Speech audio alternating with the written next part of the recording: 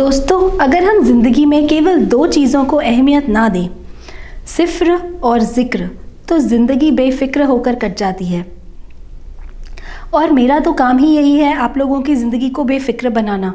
तभी तो मैं ये शो लेकर आई हूँ, doctor Meenu's show for good health. इसमें हम हर हफ्ते आपके पास नए नए एक्सपर्ट्स को लेकर आते हैं जो आपको ज़िंदगी को आसान बनाने में मदद करते हैं। तो आज हमारे साथ जो हमारे गेस्ट आए हैं जो हमारी ज़िंदगी को बेफिक्र बनाने में हमारी मदद करेंगे, उनमें हैं आचार्य श्री विवेक पंचतत्व जी।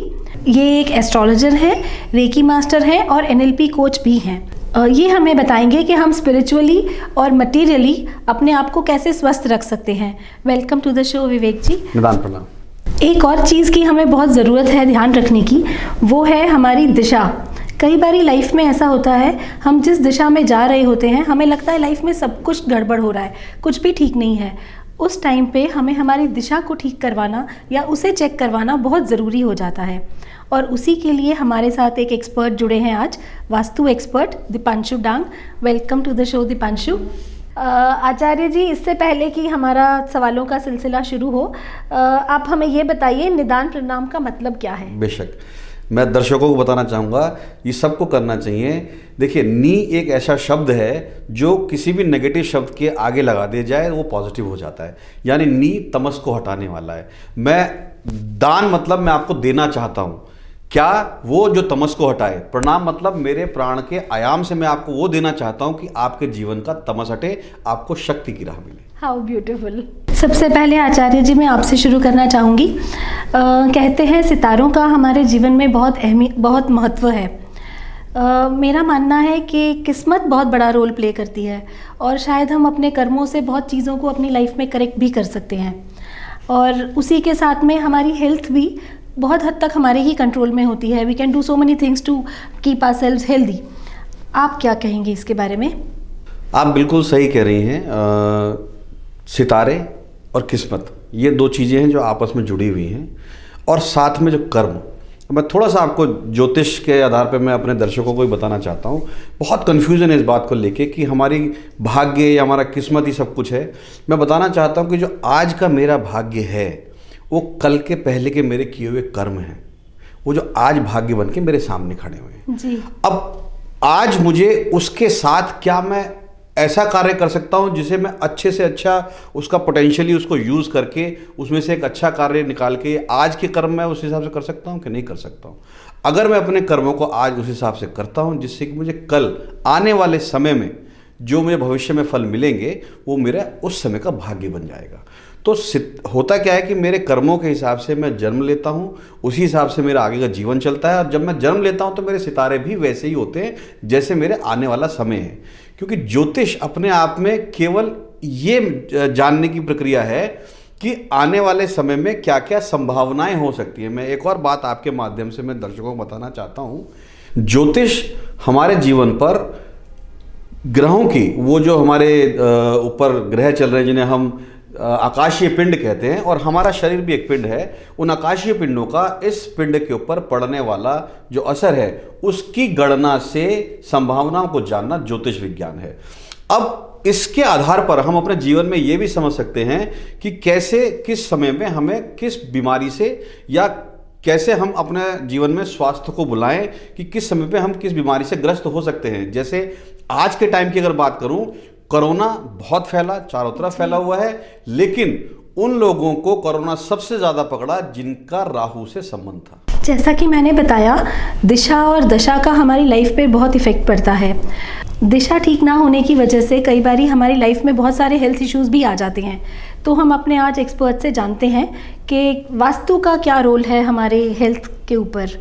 जी, वास्तु बहुत मेजर रोल प्ले करता है हमारी हेल्थ के ऊपर। वास्तु से हमें मेंटल हेल्थ इश्यूज आ सकते हैं, रिलेशनशिप इश्यूज आ सकते हैं, it can be physical issues, bone issues, relationships या फाइनेंशियल इश्यूज आके अगेन हमारी मेंटल हेल्थ इफेक्ट होएगी, टेंशन आएंगी, स्लीपलेस नाइट्स होगी, वो हमारी हेल्थ को डे बाय डे डाउन लेती जाएंगी।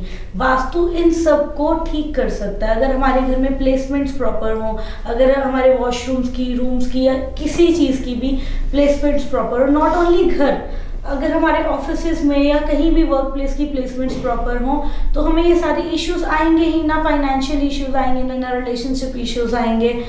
ऐसे करते करते अगर हम इसकी डेप्थ में जाते रहेंगे तो हम अपने बॉडी को अपने आप ही हील करेंगे। अगर हम आज एक रेमेडी करते हैं तो हम अपने आप के प्रिपेयर कर रहे हैं कि हाँ हम एक रेमेडी कर रहे हैं तो हाँ हमारा माइंड स्ट्रांग हो रहा है, हमारी चीज़ें स्ट्रांग हो रही है। क्यों? क्योंकि हमने चीज़ें अपनी फेवर में मोल्ड कर ली हैं। हमारी हेल्थ साइमल्टेनियसली ठीक होने लग जाएगी। ओके। वैसे कहते हैं ना कि घर में तोड़ फोड़ करनी पड़ती है वास्तु को। Normally this is the thing people think कि अगर हम वास्तु एक्सपर्ट को बुलाएंगे तो हमारे घर में तोड़ फोड़ करवा देंगे या हमें बहुत ज़्यादा एक्सपेंडिचर करना पड़ेगा वास्तु के अकॉर्डिंग चलने से। तो is it actually like this? No, it is not actually like this. हम लोग क्या फोकस करते हैं, एक इंसान हमारे पास एक परेशान होके आया है, वो पहले ही परेशान है, अगर मैं उसको तोड़फोड़ करा दूंगी तो वो परेशान ही होगा। इंस्टेड वास्तु के वो अपनी फाइनेंशियल उसमें गुम हो जाएगा, वो वास्तु नहीं ठीक कराएगा, वो अपने और टेंशन्स में चला जाएगा। हम जो रेमेडीज कराते हैं वो बिना तोड़फोड़ के, बिना डिमोलिश करे, हम लोग कलर से, हम लोग लाइट से, हम लोग ऐसी चीज़ों से रेमेडीज करा देते हैं कि वो असर तो देती है पर तोड़फोड़ नहीं करानी पड़ती है और हमारा पॉजिटिव वे अपने आप ही शुरू हो जाता है कि हाँ तोड़फोड़ भी नहीं हुई और हमारी लाइफ का एक दिशा सही आ गई है। मैं व्यूवर्स को बताना चाहूँगी, वास्तु सबसे ज़्यादा तब उसको असर करता है, सबसे ज़्यादा नेगेटिव असर उस पर्सन को करता है घर में जिसका ऑरा सबसे वीक होता है। ऑरा स्ट्रॉन्ग करने के लिए हमें रेकी, मेडिटेशन, ऐसी चीज़ों का सहारा लेना पड़ता है। जी, इसके बारे में तो आचार्य जी आप हमें बेहतर बता पाएंगे। जी देखिए, सारा खेल ऊर्जा का है। हम जितनी भी चीज़ें देखते हैं या हम खुद भी हैं, सब ऊर्जा से बने हुए हैं और हर एक चीज़ का अपना एक इलेक्ट्रोमैग्नेटिक फील्ड है जिसे हम ऑरा कहते हैं। जी। और वास्तु, जैसे कि बताया दीपांशु जी ने, कि वास्तु से हम अपने घर की ऊर्जा को हम इस तरीके से कर लेते हैं जिससे परेशानियां हमें एकदम असर ना करें।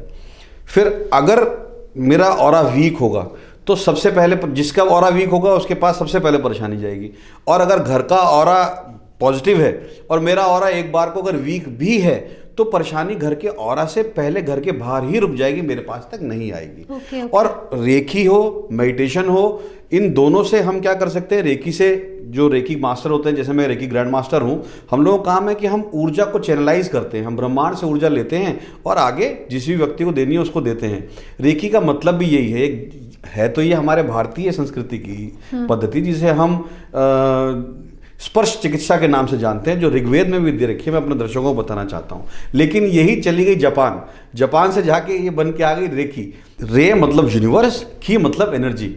यूनिवर्स पूरा का पूरा जिसमें हम भी आते हैं सब ऊर्जा से बना हुआ है। उस ब्रह्मांडीय ऊर्जा को आगे देना, अपने आप को चैनल बना के, अपने आप को एक माध्यम बना के आगे किसी व्यक्ति को या किसी भी चीज़ को देना जिससे कि उस व्यक्ति की या उस पर्टिकुलर चीज़ की ऊर्जा बैलेंस हो सके, जिससे उसके ऊर्जा क्षेत्र में कोई भी परेशानी या बीमारी एकदम या उसके ऊर्जा क्षेत्र में एंटर ना कर सके। ये हम रेकी के ज़रिए कर सकते हैं। और ध्यान अपने आप में एक ऐसी प्रक्रिया है कि हम अपनी ऊर्जा का एक स्पंदन इस तरीके से बढ़ा लेते हैं जिससे कि कोई भी परेशानी उसके अंदर नहीं आ। दीपांशु जी आप पहले बताइए, कुछ ऐसा है जो हमारे व्यूअर्स को, जो घर बैठकर वो अपने कई चीज़ों को करेक्ट कर सकते हैं, वास्तु दोष जिससे कहते हैं, तो जिससे कि उनकी हेल्थ इश्यूज़ में उनको फ़ायदा हो। हाँ जी जी बिल्कुल। हमारे वास्तु में सबसे पहले कहते हैं सन की जो रेज हैं, जो सन की एनर्जी है, उसको जितना हो सके घर के अंदर सनलाइट को आने दो। Declutter, destagnation is always recommended. Vastu में अगर आप कोई भी बेकार सामान, कोई भी जो सामान आपको कभी सालों साल कभी काम नहीं आना है, वो भी आपके घर में पड़ा है, वो एक नेगेटिव एनर्जी आपके घर में, आपके ऑरा में लेके आ रहा है, आप उसको निकालो। आप उसको घर में रख के अपने लिए इल हेल्थ लेके आ रहे हो, उसको निकालो। सबसे ज़्यादा ज़रूरी है सनलाइट, जितनी ग्रैब कर सकते हो वो चीज़ करो और अपना थॉट, अपना कर्म, अपने सारा अराउंड सराउंडिंग्स को पॉजिटिव रखो। और जितना हो सके हमें सबसे पहले तो चाहिए, कहीं भी लीकिंग वाटर है वो चीज़ हमारे घर से निकलनी चाहिए। जो दर्शकों के लिए सबसे सिंपल सॉल्यूशन है कि हमारा जितना लीकिंग वाटर होगा उतना फाइनेंशियल इश्यूज आएंगे, उतने हेल्थ इश्यूज आएंगे। सबसे पहले तो ये चीज़ स्टॉप करें और जितनी सनलाइट अपने घर में या अपनी बॉडी में इनहेल कर सकते हैं वो चीज़ करें। जी पर दीपांशु जी, आजकल जिस तरीके के हमारा लाइफस्टाइल है, ज़्यादातर हमारे घर में सनलाइट तो दिखती ही नहीं है और हम उठते भी नहीं हैं। गॉन आर द डेज जब हम अर्ली मॉर्निंग उठते थे सनराइज़ के टाइम पे। आजकल तो लाइफस्टाइल ही ऐसा हो गया है, we hardly get up in the morning और सन को हम होते हुए भी नहीं देखते हैं और घर में तो बहुत मुश्किल से नज़र आता है। तो उसके लिए आपके पास क्या रेमेडी है जिन लोगों के घर सनलाइट आती ही नहीं? जी बिल्कुल, इसी के अकॉर्डिंग हम लोग प्ले करते हैं वेस्टीरियोलॉजी पे, vastu plus interiors plus psychology. हमें सनलाइट चाहिए पर आती नहीं है, फिर हम अपने इंटीरियर्स में सनलाइट वाला एटमॉस्फेयर क्रिएट करेंगे, येलो कलर्स अपने इंटीरियर्स में लेके आएंगे, सन की एक इमेज जो हमारा विजुअली सन हमारे साथ है, हमारे साथ वो एनर्जी दे रहा है, विजुअली हम सन की एक इमेज, राइजिंग सन की एक इमेज लेके आएंगे अपने घरों में पर्टिकुलर डायरेक्शंस में। हम वो ऑरा क्रिएट करेंगे, हम अरोमा से अपने ऑरा को प्यूरिफाई करेंगे, क्योंकि हम सन क्या होता है, वो डीऑर्डराइजर होता है, वो डिसइंफेक्टेंट होता है जो हमारी नेगेटिव एनर्जी सारी खत्म करता है। बट अब सनलाइट तो है नहीं, क्योंकि हम आजकल इंटीरियर्स इतना मेजर हो गया है कि वो सनलाइट पे इतना ध्यान नहीं दिया जाता है ना। हमारी लाइफस्टाइल ऐसी है कि हम लोग सनलाइट ग्रैस्प कर सके। तो हम लोग फिर उसको कलर्स से, हम लोग साउंड से, हम लोग मंत्र जाप करके, हम लोग मंत्रास अपने घर में चला के रखेंगे, ओम मंत्र जाप, लेट इट बी एनी जो आपका मन करे। हम लोग अरोमा ऐसा क्रिएट करेंगे जिससे हमारा खुद को बहुत अच्छा फील हो। हमें सन की लाइट से अच्छा ही फील होता है ना, हमें बहुत प्योर फील होता है। अगर हम वो अरोमा, वो ऑरा हमारे घर में क्रिएट कर सकते हैं, जो अरोमा से या विजुअल कंफर्ट से वो चीज़ हम क्रिएट कर सकते हैं घर में, वो चीज़ें भी आपको अपने आप को पॉजिटिविटी देंगी और एक जीने की नई इच्छा जगाएंगी आपके अंदर। ओके। जैसा कि दीपांशु जी ने बताया कि रेकी और मेडिटेशन से हमारी वाइब्रेशंस पे बहुत इफ़ेक्ट पड़ता है, वैसे भी मैं समझती हूँ आजकल बहुत टेंशन और डर का माहौल है, फिर से कोरोना आ रहा है। तो इस ऐसे माहौल में घर बैठ के आप क्या सजेस्ट करते हैं हमारे व्यूअर्स को, जो वो घर बैठ के करें जिसमें कम एफर्ट हो लेकिन उनको एक अच्छा रिजल्ट मिले, मेंटल स्टेबिलिटी उनकी थोड़ी बेटर हो, थोड़ा कॉन्फिडेंस लेवल बेटर हो, हेल्दी रह पाए मेंटली? बहुत अच्छा सवाल पूछा है। मैं दर्शकों के लिए मैं बताना चाहूँगा कि बहुत छोटी छोटी चीज़ें हैं जो अगर हम रोज़मर्रा के टाइम पे करें और उससे ही हम अपने मेंटल पीस को, अपने मन को बहुत स्ट्रांग बना सकते हैं। सबसे पहले मैं ज्योतिष के माध्यम से बताऊंगा कि ज्योतिष में हम जब बात करते हैं ग्रहों की, तो चंद्रमा हमारे मन का कारक है। जब भी पूर्णमासी आती है जिसे हम फुल मून कहते हैं, उससे 3 दिन पहले और 3 दिन बाद तक जितना समय आप चंद्रमा की रोशनी में बाहर बिता सकें, चाहे वो आधा घंटा 15 मिनट जितनी देर आप बिता सकें, तो चंद्रमा की रोशनी में बिताएं, क्योंकि वो जो मून की एनर्जी आपको मिलेगी वो आपके मन को अंदर से स्ट्रांग करेगी। एक बात। दूसरी बात, अगर मैं बात करता हूँ ध्यान के माध्यम से, ध्यान एक ऐसी प्रक्रिया है जो आपके अंतर मन को गहराई से एकदम शांत करती है। उससे पहले, ध्यान करने से पहले अक्सर लोग क्या करते हैं, बहुत सारे लोग हैं सिखाने वाले, जिससे मुझे, खैर मैं उसमें क्या बोलूँ, थोड़ी सी आपत्ति इस बात की है कि वो पहले हमारे अंदर के भरे हुए उसको खाली करने की जगह सीधा ही उसमें कुछ और नया भरने की बात करते हैं ध्यान के माध्यम से। लेकिन मैं कहता हूँ, देखिए, ध्यान करने से पहले थोड़ा सा रेचन करें, यानी थोड़ा सा अपने अंदर की जो भावनाओं को बाहर निकालने की कोशिश करें, फिर बैठे ध्यान के अंदर।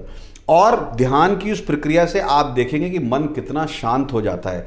शांत मन ज़्यादा ऊर्जा को एब्जॉर्व करता है, ज़्यादा स्ट्रांग हो जाता है। और हमारे साथ वास्तु एक्सपर्ट बैठी हुई हैं, ये आपको बता सकती हैं कि ध्यान सबसे ज़्यादा कहाँ पर आपको पॉजिटिविटी देगा, कहाँ बैठ के हम ध्यान करें। जी जी जी बिल्कुल। वास्तु के अकॉर्डिंग घर में नॉर्थ ईस्ट में अगर आप ध्यान लगाते हैं तो वो आपको बहुत ज़्यादा शांति देगा, बहुत ज़्यादा आपको रिलैक्सेशन देगा। आपको ऐसा फील होगा कि आप अगर प्रॉपर ध्यान लगा रहे हैं, अपने आप को बिल्कुल फ्री कर रहे हैं नॉर्थ में बैठ के, तो आप खुद बहुत रिलैक्स फील करेंगे। और आप अगर इसको कायम रखते हैं, इसको कंटिन्यू करते रहते हैं, तो आप एक तो इमोशनली स्टेबल हो जाएंगे और साथ ही साथ बहुत रिलैक्स फील करेंगे, जिससे आपको अपने आपके मन को और ताकत मिलती है अपनी जो डर है उसको निकालने के लिए। जी। और अगर आपने ऊर्जाएं क्रिएट करनी है तो आप घर के सेंटर में बैठ के ऊर्जाएं क्रिएट कीजिए। जो अपने अंदर की ऊर्जाएं आपको जागरूक करनी है वो घर के सेंटर में बैठ के कीजिए। अगर मन शांत करना है तो नॉर्थ ईस्ट में बैठ के कीजिए। जी जी, बहुत ही अच्छे टिप्स दिए आज हमारे व्यूअर्स को आपने। आई थिंक ये सब इतना इजी है कि हर कोई घर बैठ के इसका फ़ायदा उठा सकता है और बहुत इजीली कर भी सकता है। Thank you for watching the show, doctor Meenu's show for good health. जाने से पहले आपको एक मैं हेल्थ टिप देना चाहूँगी। विंटर सीजन में हम अक्सर पानी पीना ही भूल जाते हैं या कहते हैं प्यास ही नहीं लगती। So today's Dr. Meenu's health tip is drink plenty of water, keep yourself hydrated for a glowing skin. Thank you.